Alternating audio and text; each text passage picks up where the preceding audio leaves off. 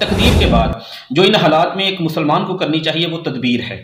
تقدیر اور تدبیر آپس میں دو مختلف چیزیں نہیں ہیں، بلکہ تدبیر تقدیر کے ہی تابع ہے، اور نبی اکرم صلی اللہ علیہ وآلہ وسلم نے جہاں پر ہمیں تقدیر کی بات بتائی ہے، تقدیر پر ایمان بتایا، وہاں پر تدبیر بھی کئی احادیث ہیں، میں صرف اشارہ کروں گا۔ مثال کے طور پر مسند احمد بن حنبل میں ایک حدیث آتی ہے 23,204 نمبر پر، رسول اللہ صلی اللہ علیہ وآلہ وسلم نے عاد رسول اللہ صلی اللہ علیہ وسلم رجلان، ایک آدمی کی بیمار پرسی کے لیے گئے، وہاں بھی جرح، اسے ایک زخم لگا تھا، اور جاتے ہی رسول اللہ صلی اللہ علیہ وسلم نے فرمایا ادعوا لہ طبیب بنی فلان، وہ فلاں ڈاکٹر ہے، فلاں قبیلے کا فلاں آدمی ڈاکٹر ہے، اس کو بلاؤ۔ لوگوں نے اسے بلایا، اور ساتھ ہی لوگوں نے بڑی پریشانی کے ساتھ ایک سوال کر دیا، کہا اللہ کے نبی صلی اللہ علیہ وآلہ وسلم هل یغنی الدواء شیئا، کیا علاج معالجہ اس سے کچھ فائدہ بھی ہوتا ہے؟ نقطہ نظر اس کے پیچھے کیا ہے کہ تقدیر میں جینا لکھا ہے تو جیے گا، تقدیر میں مرنا لکھا ہے تو بندہ چلا جائے گا اس دنیا سے، علاج کی کیا ضرورت؟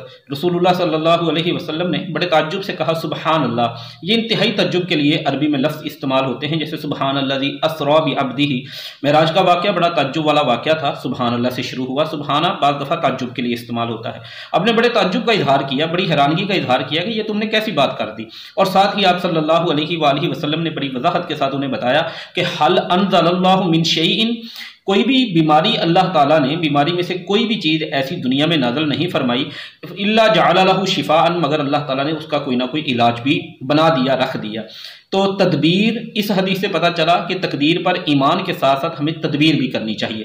بے شمار حدیث ہے، مطلب صحیح بخاری میں 5716 نمبر حدیث ہے، ایک آدمی آتا ہے کہتا ہے میرے بھائی کا پیٹ خراب ہے، اب آپ نے اسے تقدیر پر ایمان نہیں کہ جینا لکھا ہو تو جیے گا، اگر زندگی لکھی ہے تو تیرا بھائی زندہ رہے گا، نہیں لکھی تو ختم ہو جائے گا، لہذا تجھے علاج، یہ نہیں اسے ریکمنڈیشن دی، یہ نہیں آپ نے اسے صلی اللہ علیہ وآلہ وسلم نے اس کے لیے رہنمائی کی، بلکہ آپ نے فرمایا اس کو جا کے شہد پلاؤ، ایک مرتبہ، دو مرتبہ، وہ لمبی حدیث ہے۔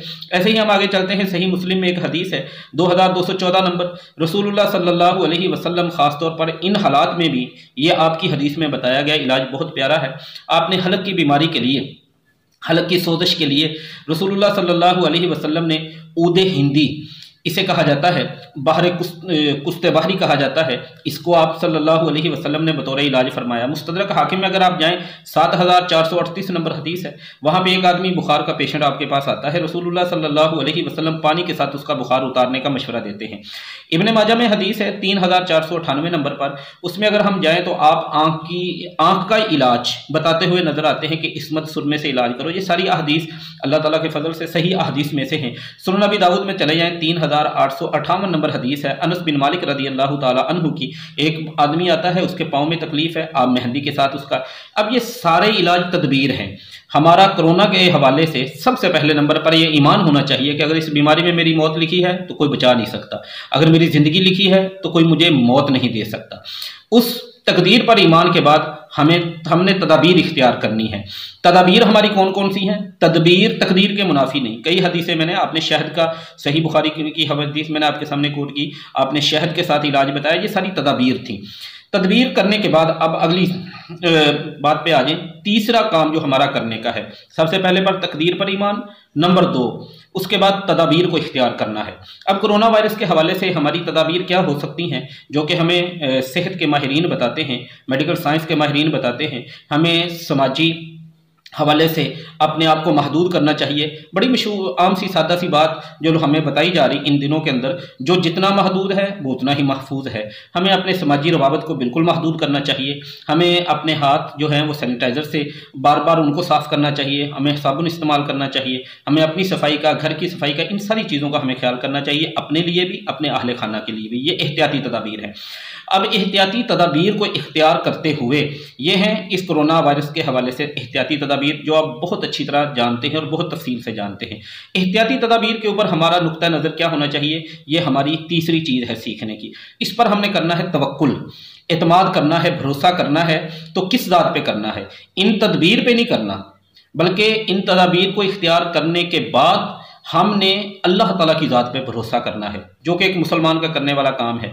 دیکھیں، اسباب دین اسلام، تدابیر اسباب اس کو اختیار کرنے کا حکم دیتا ہے، لیکن اسباب پر بھروسہ کرنے کا حکم نہیں دیتا۔ بھروسہ اللہ تعالیٰ پر فرماتے ہیں وَعَلَيْهِ فَلْيَتَوَكَّلِ الْمُتَوَكِّلُونَ، بھروسہ تو اللہ تعالیٰ کی ذات پہ مسلمان کرے گا۔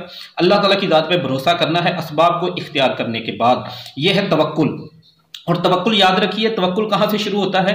توکل شروع ہی وہاں سے ہوتا ہے جب ہم اسباب اختیار کر لیتے ہیں۔ ترمذی شریف کی ایک بڑی پیاری حدیث ہے، 2517 نمبر حدیث، 2517 نمبر۔ اس حدیث کو اگر آپ دیکھیں پوری تفصیل کے ساتھ، بڑی پیاری حدیث ہے۔ انس بن مالک فرماتے ہیں رضی اللہ تعالیٰ عنہ، ایک بندہ آتا ہے نبی اکرم صلی اللہ علیہ وآلہ وسلم کے پاس اونٹنی پر آتا ہے، اور آ کے ایک سوال کرتا ہے، کہتا ہے اللہ کے نبی صلی اللہ علیہ وسلم مجھے ذرا یہ تو بتلائیے کہ میں اس اونٹنی کو آقلوہا و توکلوا، میں اس کا گھٹنا باندھ دوں، یعنی اس کے بھاگنے کا راستہ بند کر دوں، گھٹنا باندھ دوں ایک، اور میں توکل کروں، یا میں اسے کھلا چھوڑ دوں، اطلقوا و اتوکلوا، کھلا چھوڑ دوں اور میں توکل کروں۔ نبی اکرم صلی اللہ علیہ وسلم نے یہ نہیں فرمایا اس کو کھلا چھوڑ دے اور توکل کر لے۔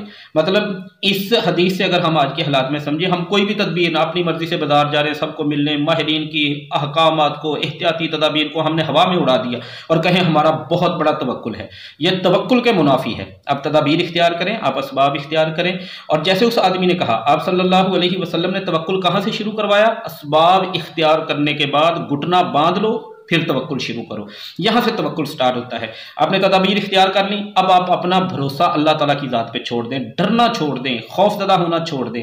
آپ میڈیکل سائنس کے کسی بھی اچھے جاننے والے سے بات کریں اس بات پر، ہمارا جو امیون سسٹم ہے کب کمزور ہوتا ہے؟ جب ہمارے دل میں ڈر بیٹھ جاتا ہے کہ میں یہ بیماری مجھے لگ جائے گی۔ اور جیسا کہ اکثر جو ہمارے ملک کے لوگ ہیں ان میں یہ بات چل کر آگے تفصیل سے ہم اس پہ بات کرتے ہیں۔ یہ تیسری بات، توکل کرنا ہے تو اللہ کی ذات پر۔ اور یہاں پہ یاد رکھیں، ایک ہوتا ہے توکل، ایک عربی کا لفظ ہے اتکال، دونوں میں فرق ہے۔ توکل کرنا ہے، اتکال نہیں کرنا۔ کیا مطلب ہے اس بات کا؟ یہ تو بڑی پیچیدہ سی بات ہوگی، ایسا نہیں۔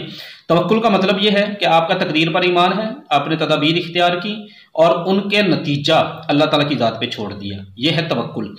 اور اگر آپ تقدیر کے ایمان کے بعد کہتے ہیں بس مجھے کسی کے اسباب، کوئی اسباب کی ضرورت نہیں، کوئی تدابیر کی ضرورت نہیں، کوئی احتیاط کی ضرورت نہیں، میرا اللہ تعالیٰ پہ بھروسہ ہے، یہ اتکال ہے۔ اسلام میں اتکال سے بچنے کا حکم ہے۔ صحیح مسلم کی حدیث ہے، حدیث نمبر 30 کتاب الایمان میں معاذ بن جبل رضی اللہ تعالیٰ عنہ کی حدیث، آپ نے اس سے ایک سوال کیا کہ معاذ ایک بات بتاؤ، ما حق اللہ علی العباد و ما حق العباد علی اللہ تعالیٰ، ایک بات بتاؤ بندوں کا اللہ پر کیا حق، اللہ کا بندوں پر کیا حق؟ وہ لمبی حدیث ہے۔ آخر میں معاذ بن جبل جواب سننے کے بعد کہتے ہیں میں جا کے لوگوں کو بتاؤں؟ فرمایا لا، لوگوں کو نہیں بتانا۔ کیوں نہیں بتانا؟ فیتقلوا، وہ اتکال کر لیں گے۔ کیا مطلب؟ وہ اسباب، نماز جنت میں لے جانے کا، اللہ کے عذاب سے بچنے کا، جنت میں لے جانے کا سبب نماز ہے، روزہ ہے، زکوٰۃ ہے، صدقہ ہے، خیرات ہے، یہ اسباب ہیں۔ وہ اتکال کر لیں گے، مطلب ان اسباب کو وہ چھوڑ دیں گے، ان اعمال کو چھوڑ دیں گے، وہ اللہ پہ بھروسہ رکھ کے بیٹھ جائیں گے۔ تو اتکال کا راستہ نہیں اسلام نے سکھایا ہمیں، توکل کا راستہ سکھایا ہے۔ اب اگلی بات ہے ڈر کیوں ہے؟